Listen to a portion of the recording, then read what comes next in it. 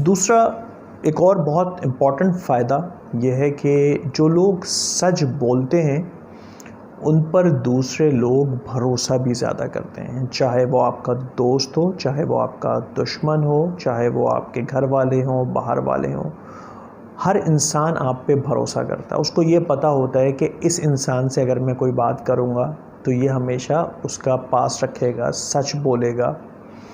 तो अगर आप सच बोलते हैं तो आप पर society, family, colleagues, school friends, जो भी आपका हल्का अहबाब है, वो सब आप पे भरोसा करेंगे, वो सब आप पर यकीन रखेंगे। आप जो भी बात बोलेंगे, चाहे वो 1 रुपए की बात हो या 1 करोड़ रुपए की बात हो, जो भी आप बात करेंगे सबको ये पता होगा कि ये सच बात कर रहा है। तो आप ट्रस्ट गेन करेंगे, अपने सर्कल्स का, लोगों का ट्रस्ट गेन करेंगे।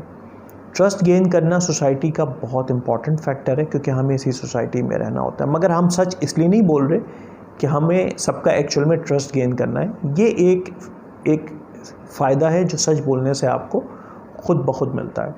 तो सच बोलिएगा तो सब लोग आप पर यकीन करेंगे। चलिए फिर सच बोलना शुरू करते हैं, सच बोलते हैं, सच बोलना सिखाते हैं और लोगों का ट्रस्ट गेन करते हैं। चलते हैं नेक्स्ट सेगमेंट की तरफ।